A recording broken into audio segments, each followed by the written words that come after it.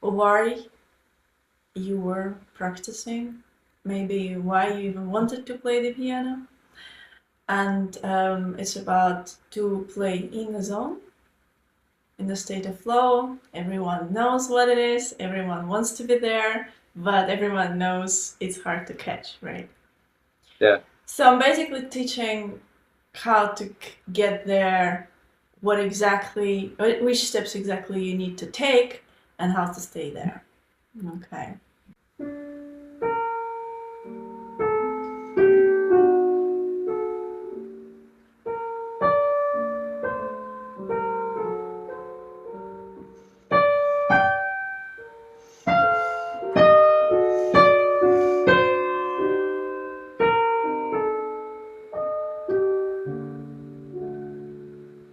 So the secret's revealed.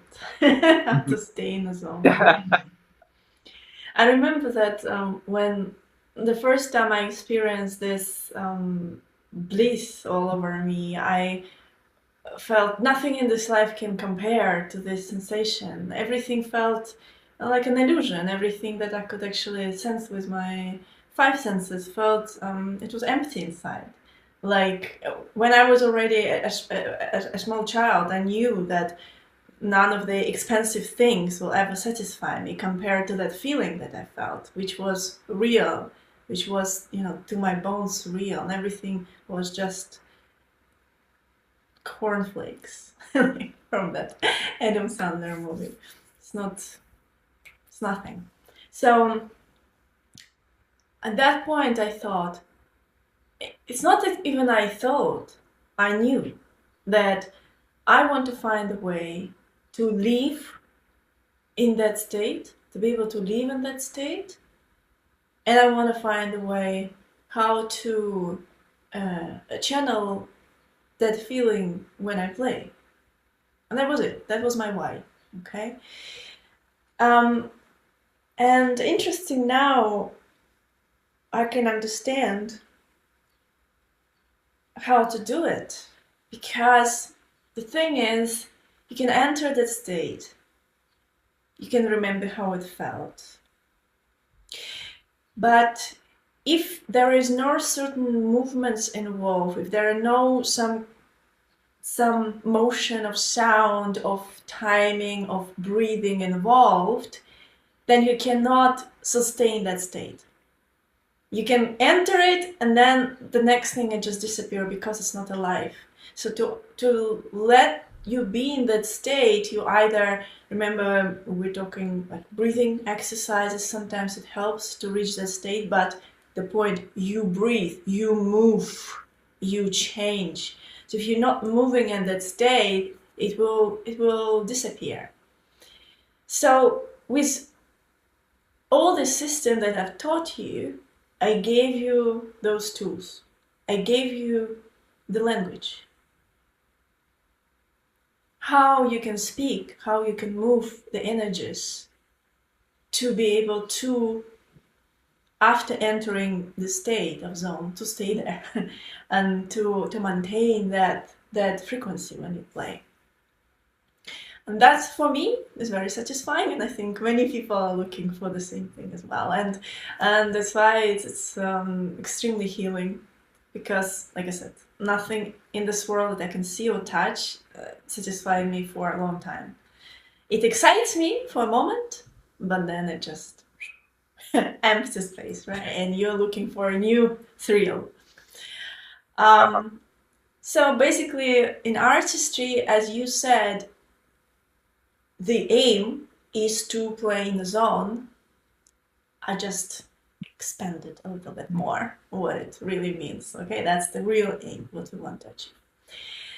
If you've done every single element correctly in the first 4 days of analyzing the piece, and this 5th day, where you introduce artistry, you can let go. You can forget about sound imagination, phrasing, form, anything that you've done.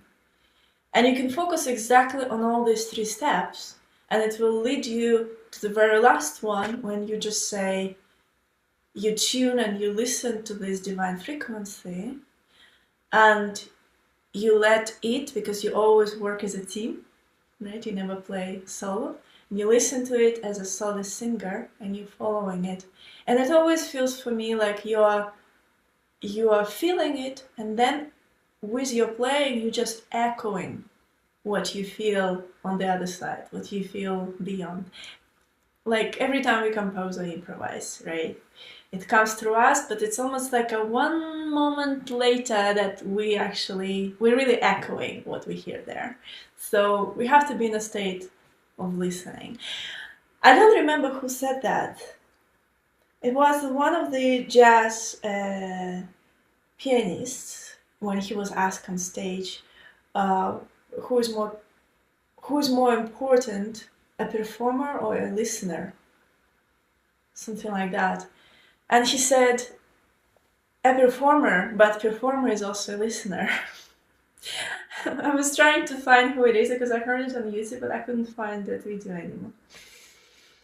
So yes, we need to be constantly in a state of surrendering and listening, and really be there to just touch something beyond our everyday world.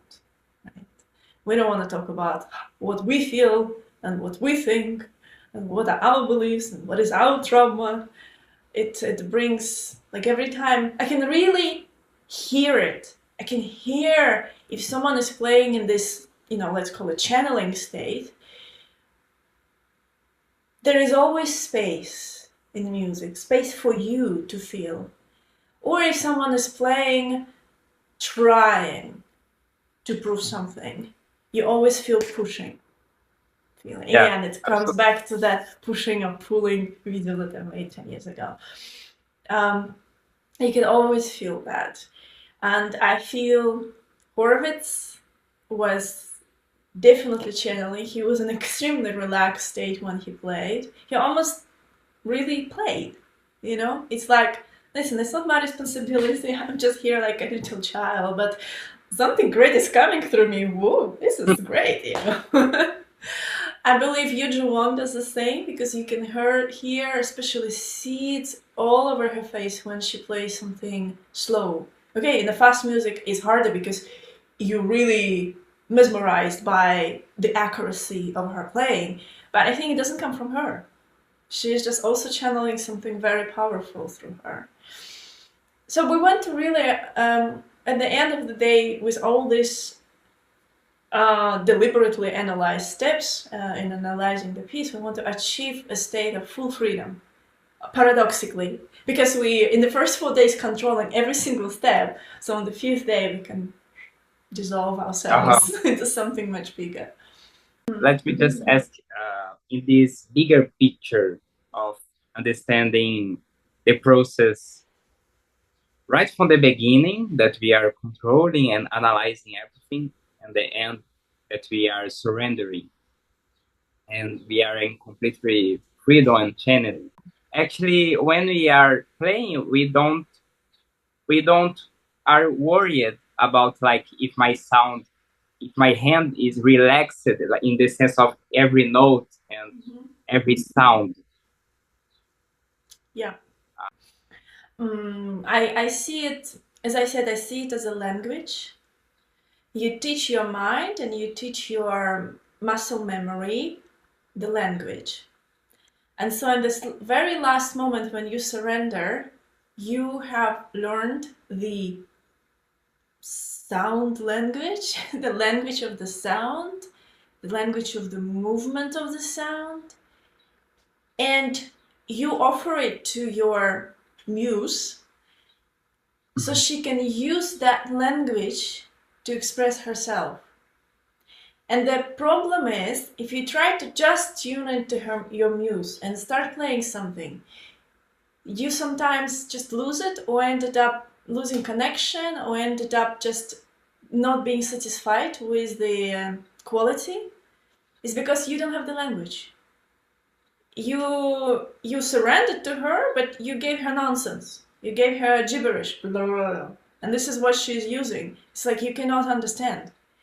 But when I play in that state, I really feel that if I just follow her, and it's like she's taking everything she wants from the language, from the toolkit that I have served to her. So if she sometimes wants a little bit more dynamics, it's right there. I don't need to try to make it's right there. It's right on the tip of my finger. It's a muscle memory. If she pushes me to do a little bit of changing of timing and feeling, it's right there because I have it. If she wants me to voice some new line, which never comes to me usually when I play by myself, I know how to do it. It's on the tip of my finger. So the idea is you really upload the language into your mind and muscle so she could use it when she wants to. But you don't think about it at all. In fact, even in those 4 days prior to that, when you even introduce, let's say, phrasing or form, you already don't think about sound imagination. It's already there. You don't think about arm weight or relaxed hands or articulations. It's already there. It was done a day before. And that's why what I told you today, you feel it's extremely satisfying because overnight there's a giant jump in the progress. It's like, whoa. You know? It's like every day you're almost learning a new language. It feels like that. So it's great. It's great that you don't have to hold everything in your mind. The muscle memory is amazing tool that we were giving. If we're using it in the right way, if you're using it in the wrong way, it's impossible to relearn anything that we messed up right from the beginning. Yeah. That's why I've written also in the book, there's a big diagram about at which stage, what is your objective and what is your focus. What do you want to achieve? What are you exactly focusing on? Because you know how many times I heard from pianists or my previous students, okay, I'm playing tomorrow, but I have figured out new fingering. You know how this story ends. This is the most simplified version. The most common thing is I'm playing tomorrow, I'm playing this week. Basically, in other words, on the stage of practice performance, we know there's a stage of analysis, learning, and performance practice stage. So he passed already the stage of analysis where he needed to be concerned of fingering or let's say voicing or dynamics. Yet on the performance practice stage, he would be like, I'm still not satisfied with my voicing. I'm thinking I should probably make a dynamic here better, or I still feel my hands are not very free. I should probably work on that. Or yeah, how can I make it feels a little bit static, my movement when I play, you know, the timing is not moving. I mean, what else? Yeah, usually it's or control of the sound and control of the rhythm, right? My fingers, I feel my fourth finger is not really, I was like, no! If there was a time to be concerned about it, you should have done it in the analysis stage. If that idea invading your mind on the stage of performance practice, it will distract you from your main objective on that moment, which is to learn how to play in the zone. Channel better, feel better, focus better on maybe choosing the right timing and feeling the movement and go. If you think in the middle of this, my dynamics, I don't feel like I have a good control of my fingers here and maybe I need to make a better voicing. No. It's worse. It will be worse. It's like I said, fingering is a very good example. You know, if you introduce fingering in the last day, you will actually play much worse on stage. Probably with your first fingering anyway. Because this is what your muscle memory remember, because on stage your brain is not supposed to think about fingering.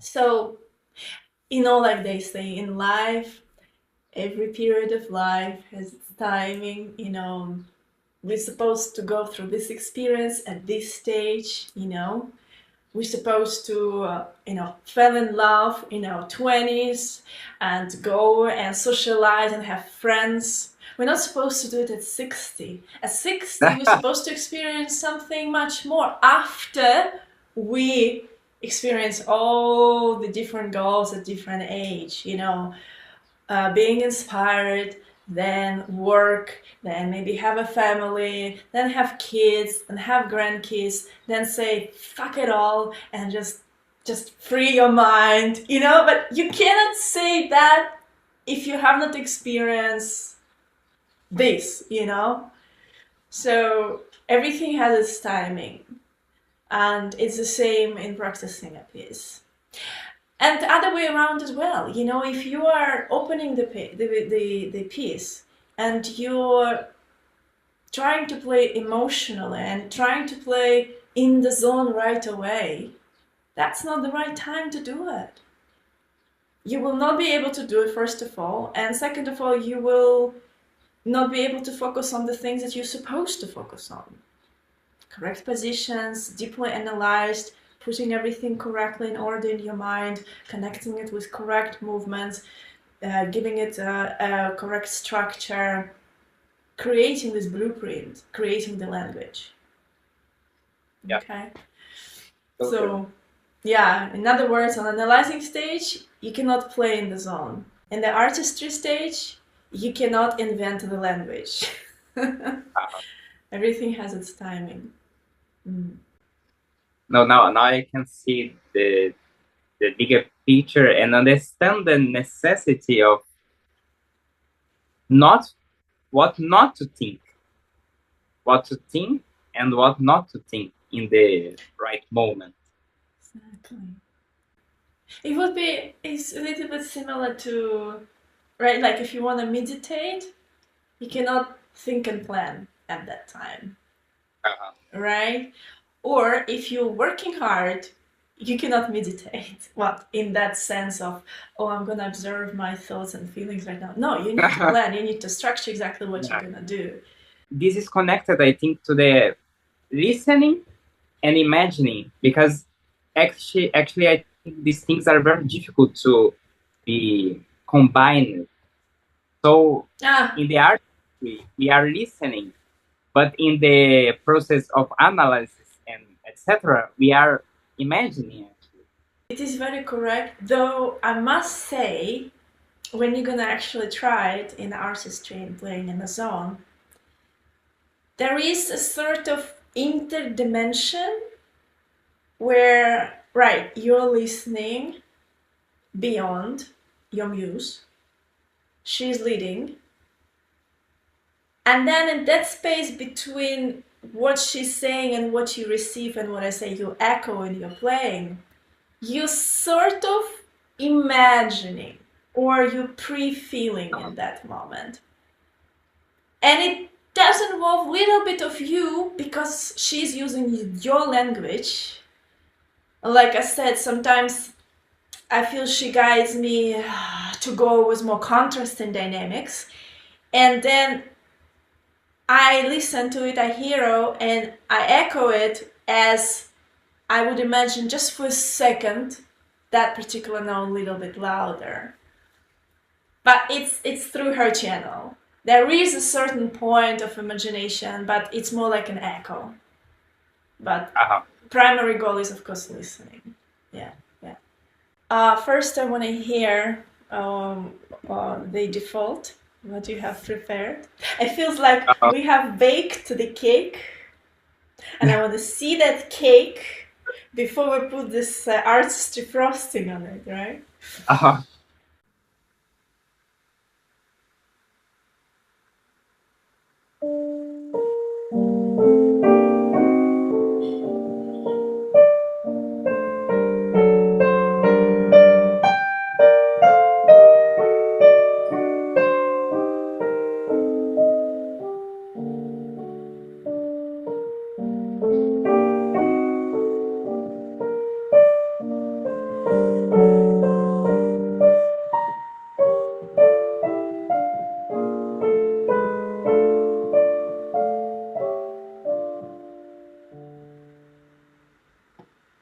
First step, where is my home to rest?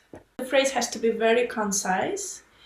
It's very important because it's almost like if the phrase has too many words, you're losing the essence. It has to be very short idea in our mind to express it, to feel it. Yeah, if it's too long, we stop feeling it. Yeah. At every step, every phrases will always mean two things. One is momental and second physical. I want to point on that. I think I didn't write about this in the book, I'm not sure. It's very important that we are making a full circuit, we ground ourselves in every word. So if we're talking about home or paint, and that involves either posture or elbow motion, as you read, that's the physical translation of that mental feeling. And this is very important because at the end of the day, we need to feel it in our body, be very aware how we feel these energies in our body, because this is what our muse is going to use to manifest herself, using obviously the language, but the language also includes somehow our body because we express with our body. Again, to speak, yes, language is two things. It's the words in our mind, and then it's the movement in our face.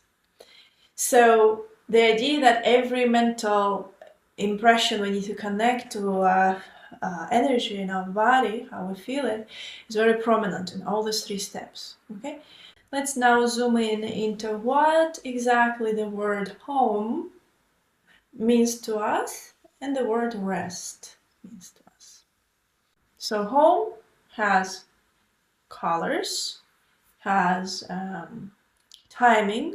Color is translated as energy field, and it has three qualities. First, it always has to be as open as possible, like you're staying on the cliff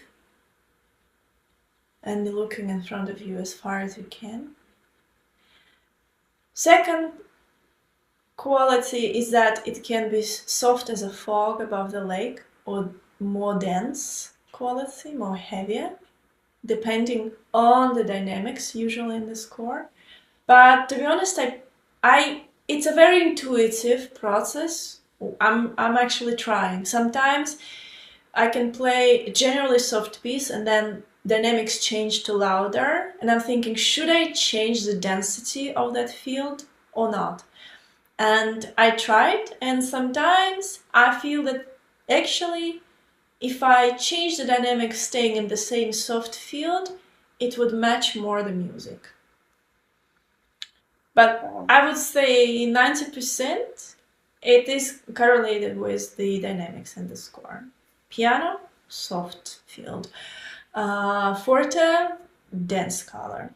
Okay. And the third quality is we have three different levels. If we play in a high register, we probably want to imagine it floating in the sky. Lower register above the fog, above the ground. And if we play in the middle, it's just in front of us, between the ground and the sky. Okay. It's not a really material picture. It's not like I'm looking at the painting. I'm not exactly imagining, okay, I'm staying on the cliff, there is a fog, let's go, you know? Like, I'm not trying to express the painting in my mind. That doesn't work. I'm trying to convey that maybe through this you will get the right feeling. I'm staying in the feeling of this field. Soft, expanded, open feeling, or more dense but also open feeling. Okay? We can say, that's why I call it sometimes energy field rather than colors. But I say it colors in the book because it's just sort of more easy concept to remember. In other words, you can say it's just like a smell, right? How do you describe the smell of this flower? Right? It's just there. It's in the field. It's in the air. You know. That's what I mean by color, like a flavor. First of all, so you ask yourself, okay, what is this colors that I'm gonna use? Definitely, it's gonna be very open field, but is it soft or dense?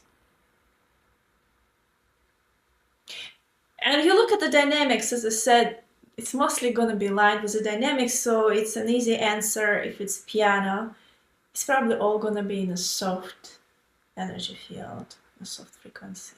The level. So you're playing most of the time in the middle of the keyboard. You go a little bit higher at some point. So basically it's the middle one. So it's sort of between the lake and between the sky. It's in the air. You don't have to change for those 2 bars to dance, maybe. I don't know. You can still stay. I don't think so. All right. So that's your first element of your home. Second element is timing.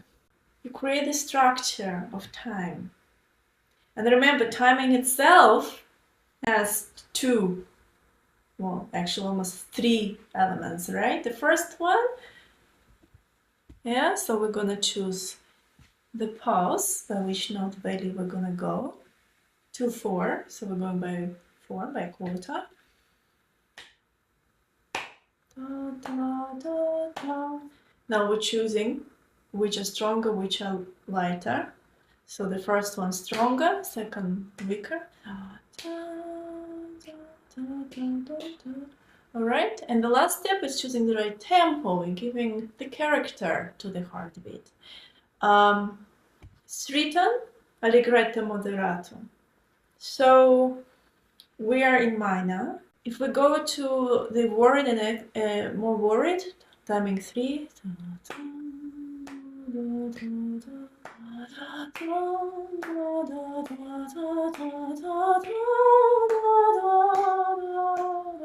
This is the original, what we want here, okay?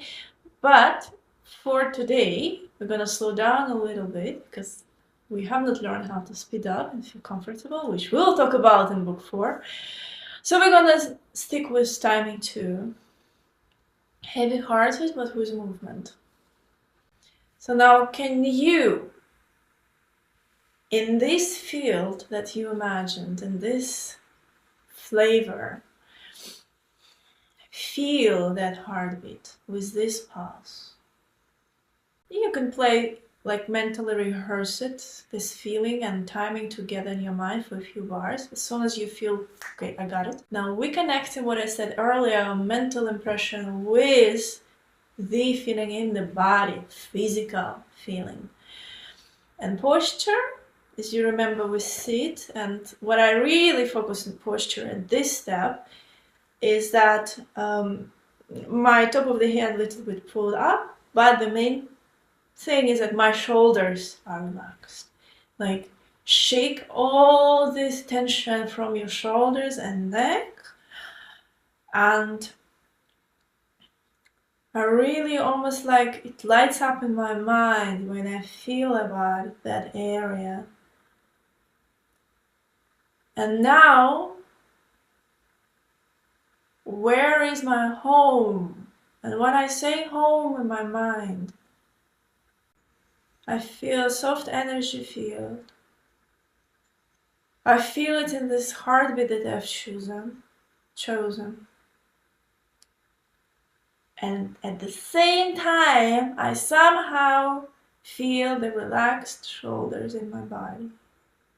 And again, I mentally rehearse playing through maybe just the first few bars with this feeling. It helps for me even sometimes to shake my shoulders while doing this, but it increases the relaxed feeling in that part of the body.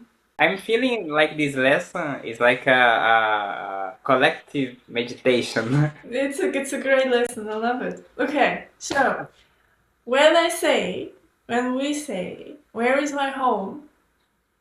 I feel that energy, soft energy field in that pulse, in that chosen heartbeat.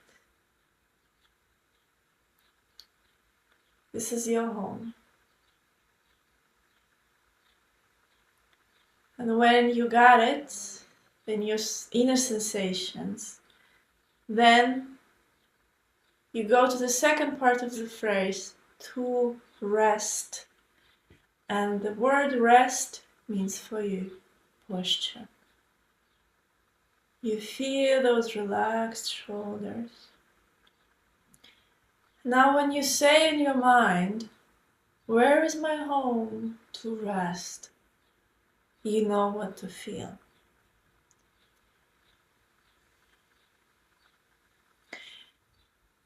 And sometimes when I get confused, especially in the beginning,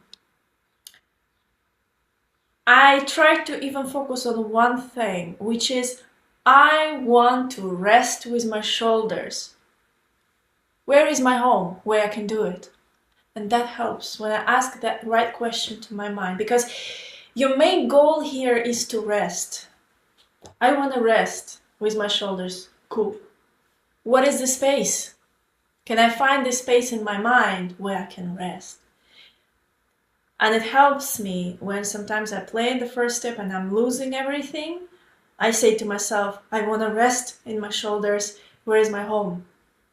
And then my mind finds that home. It finds it in this soft energy field and the heartbeat that I've chosen. Oh, okay, this is where I rest. You see? Your main goal is not home. Your goal is where I can rest. I want you to forget about every other tasks. You don't think about sound imagination. You don't think about phrasing. You don't think about musical form. You don't think about elbow or wrist motion. Your soulless, your losing ability to speak. Your entire task is, where is my home to rest? Home to rest. I want to rest. Where is my home to rest? Where is my home to rest? You just force your mind to focus only on these two things. And then this will guide the rest of your playing. And right now you've done something that I actually do intuitively myself at this stage. I usually just play with closed eyes. Because you know what? Yeah, I don't need my eyes at this stage. I feel everything. yeah. You're letting go of the, what you said, things you're not supposed to focus on. Feel it in my shoulders. Is my home. To rest, okay.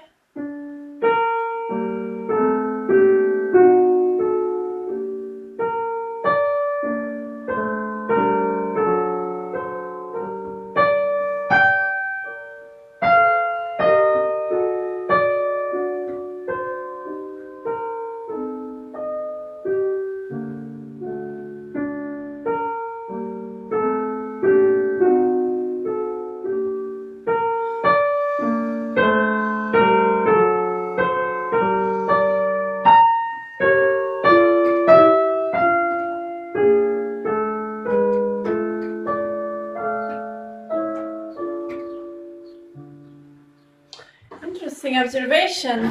That's what I said about when you learn the language. Even when I sight read, I felt naturally phrasing and everything. So, second step. Second step is fun. And if you do it, people could think, who don't know what you're doing, they would think you're nutty.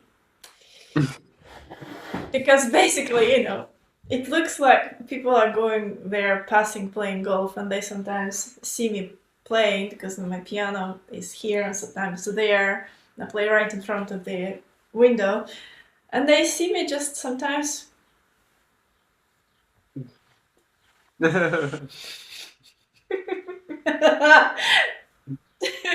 And I'm a little bit self-aware of it, and sometimes it's like, oh, they're looking at that. Because we're gonna conduct. So if the first step is about, I don't know if you've noticed, but because we're focusing more on the pulse and the shoulders, it feels a little bit more vertical. In the second step, to balance all that, we're going to introduce horizontal line, which is, what are my colors to paint? Now we're going to paint horizontally with our hands. And guess what, with what we're painting? Elbow motion, okay? Now our mantra, I like that, what you said, I like that. The phrase that we'll focus on is, what are my colors to paint?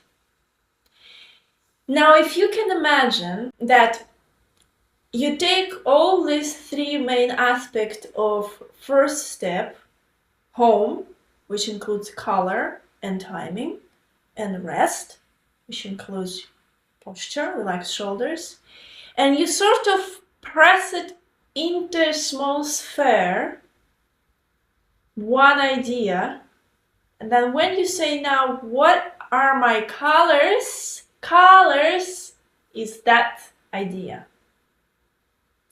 Your colors, in other words, is your first step. So when you say in your mind, what are my colors? You think energy field, soft or dense, which level, open, timing, which pulse, which tempo, my posture. That all comes through your mind in a moment. To paint, again, we're connecting this to another level of awareness in our body, which is, what are we painting with? With our brush, this part.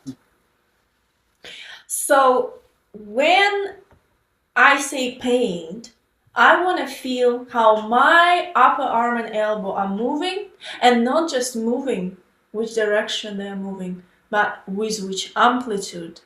And guess what? The bigger amplitude, the better.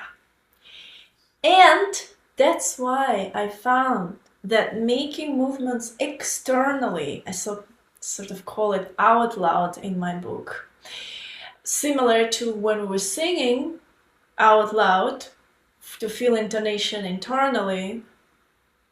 For that we sing, ah. So now we can copy and paste that ghost feeling when we sing internally. It's the same here.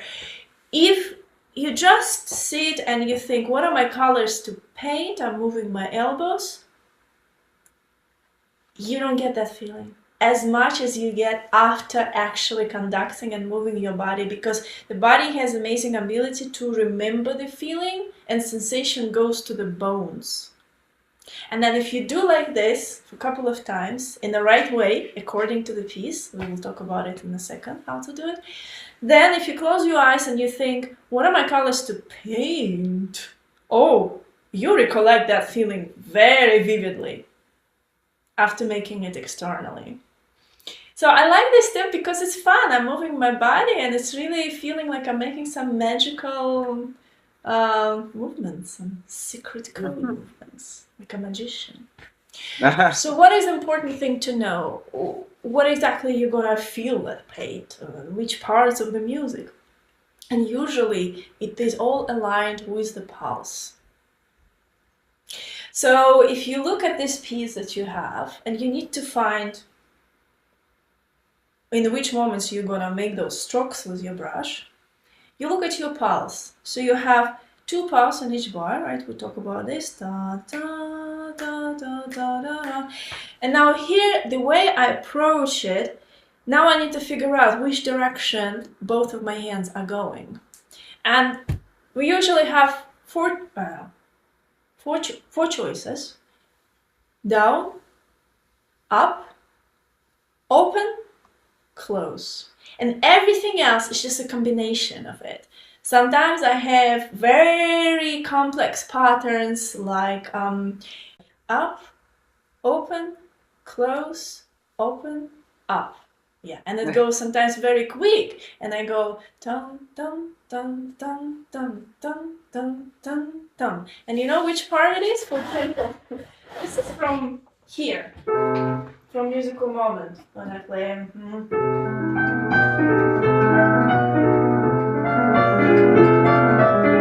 So I have the pulse here. 1, 2, 3, 4. 1, 2, 3, 4. I'm aligning. I'm synchronizing my movements with the pulse. So I go right, both hands, open, close, open, right, open, close, close, open, right, both hands, open. Yeah, I say right in my mind. Okay, fine, right. So right, open, close, open, right, open, close, open, right, open, close, open, right, open, close, open, right. And now, when I figure it out in my mind, now I'm conducting or dancing, whatever. And I'm trying to do it in this field. So I go, and with this pulse, dum, dum, dum, dum, dum, dum, dum, I go, bum, bum, bum, bum, bum, bum, bum, bum, bum, bum, dum, dum, dum. And the best thing, at some point, the body just remembers and it just repeats even without your full understanding. But then, I feel it in my inner sensations, and now I'm ready. So easy. You see? So easy. As soon as I saw this in my body, da da da da da da da da da da, that's all I'm doing when I play. And the notes, they don't exist. The notes are just in between, like a passing thing, like those pearls on your string. But this is amazing tool. And when I do that, and we're gonna right now conduct the whole piece like this, with that whole part, it's very easy to play. So,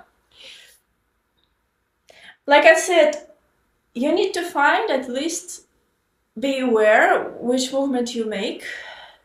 Da, da, from my first glance, so you go right hand, da, then it goes close, da, da, then open, da, da, da. Do you see this? So I would go da, da, da, da, da, da, da, da, da. Now both goes left, da, da, then goes both right. It's usually those elbow motion, to be honest, that you are making somehow, but sometimes additionals, because it does have to be aligned with the music. So already the first 4 bars in my mind, I go close, open, down, up. Now down, all down, all down, all down. Nice. All 4 bars down. Again, close, open, down, up, easy, repeating pattern. And the last 2 bars, open, open again, and close. It's very intuitive, but you can sort of see it.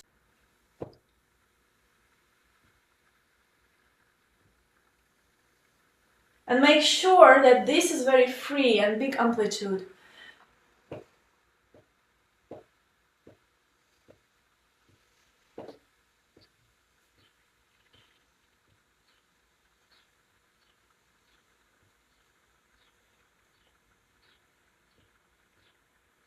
You do it a couple of times, your muscle memory remembers it forever, and then in your mental vision, when you say, what are my colors, to paint, you can easily imagine this. The correct direction of elbows and big amplitude of movement.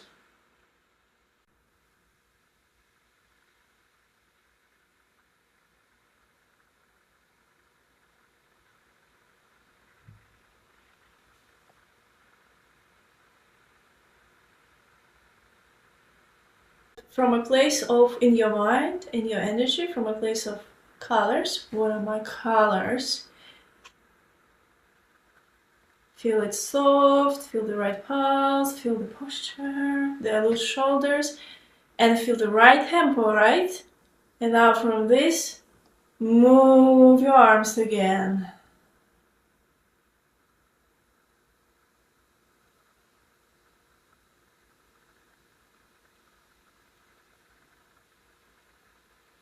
It will feel differently. Now close your eyes and play it in your mind. And ask yourself again the directing questions. Where are your colors? What are your colors to paint? Do you feel how prominent now you feel the movements of your elbows?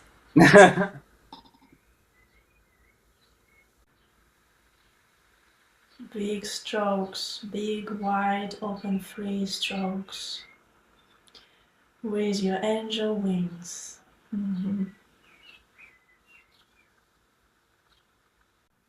It's not just about my fingers, about energy. It's about like conducting the word, like all.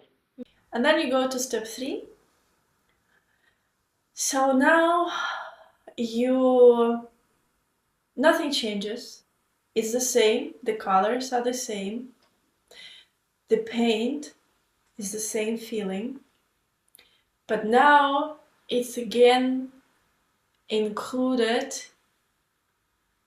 within the energy of your muse. So what you can do to prepare yourself, so your word is, right, you tune into this divine frequency, you're listening to it. The way I do it, I just have an intention and I really try to feel that the world is filled with different frequencies and I'm really trying to tune into exactly that one that I want. And stay there by listening it. And in that energy now, you say, these are your colors to paint. And if you want, again, as a preparation stage, you can move your body, conduct, but following that state of mind, being in that zone.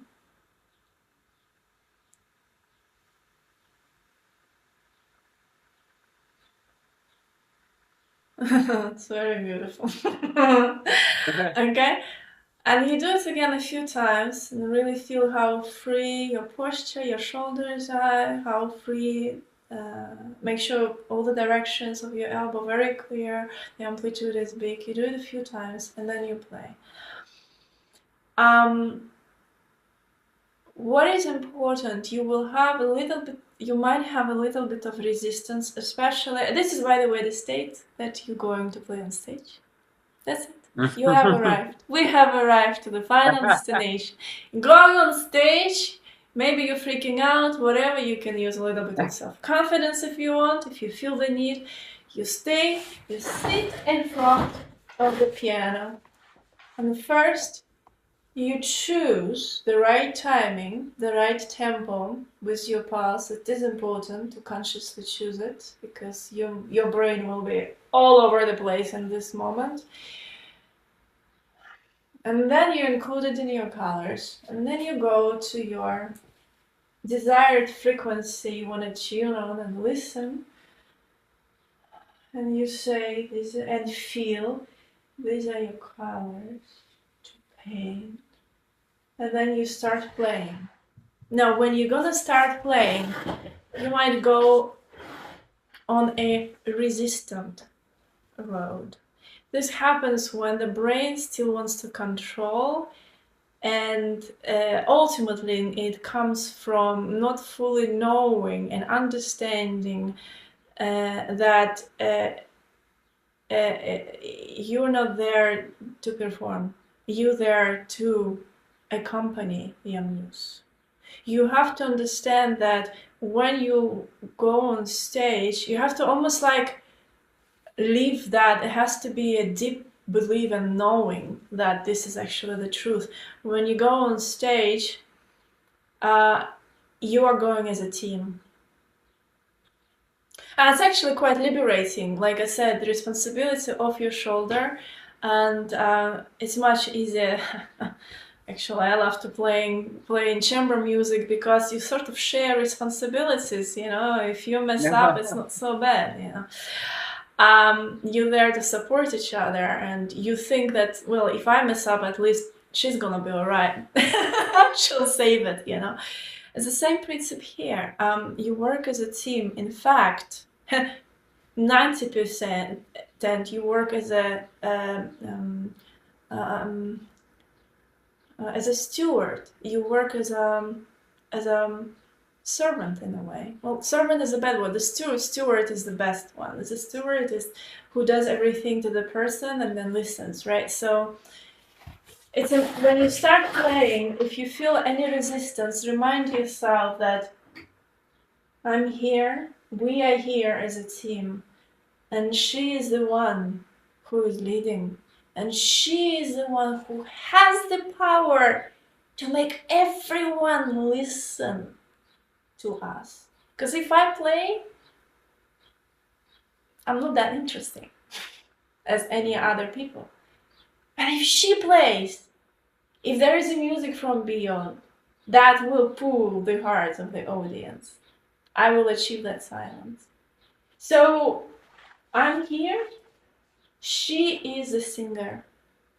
I'm just here to make the harmonies and reflect. If she wants to go a little bit with more movement, I follow her.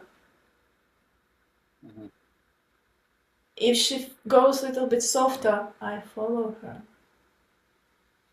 If she opens up more, I follow her. You know, it's this duet that you constantly listen and follow her.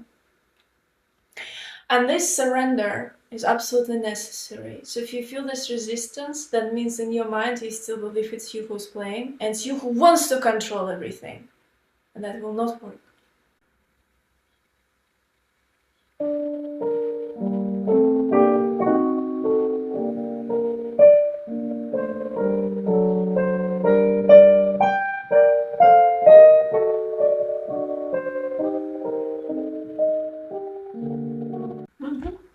Okay, and like I said, every time you are feeling you jumped out of the zone, that means your ego took over, maybe probably because of your negative belief and anxiety that you want to play good enough. As soon as you feel this is coming through, that means you lost the respect to your muse. You stop listening to her. You can always feel it yourself. So it happens to me as well, especially if I need to play under pressure. Oh, if I record myself, I have to really tell myself, Emma, shut up. It's not about you. Because like, as soon as I start playing, it's so uninteresting. It's so boring. Uh-huh. As soon as I follow her, it's magic. So in this stage, you just train yourself to listen and be there. And again, your guiding question, tune into divine frequency, listen to your muse and say, these are your colors to paint. Feel it in your body, feel it in your heart, but offer it to her and let her choose these colors, the amount of these colors. Let her to choose the amount of these strokes. Let even her to choose the tempo. Sometimes when I choose with my mind tempo, then she goes and she just slows me down. Or sometimes she pushes me. It's different. But ultimately, she definitely brings this three-dimensional space to my playing. It's not flat anymore. It has space. I have contrast. It's different. And it's not created by me, that's why it's different. Let's remind myself the movements.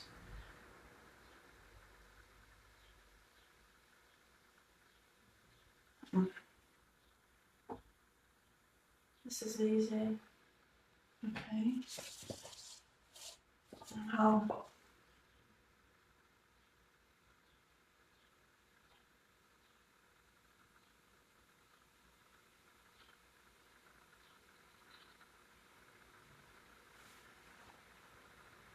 scary.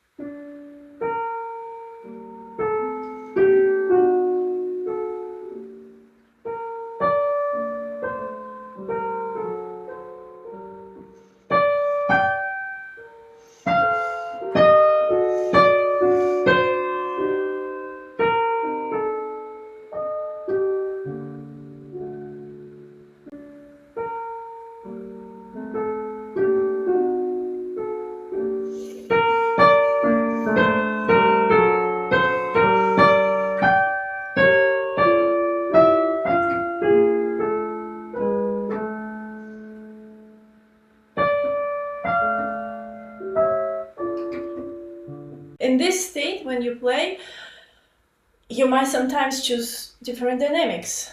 Well, she chooses different dynamics. So sometimes something that you have learned to play soft, you would naturally want it to play maybe a little bit louder. Another way around. Yeah, but it's really like improvisation in this case.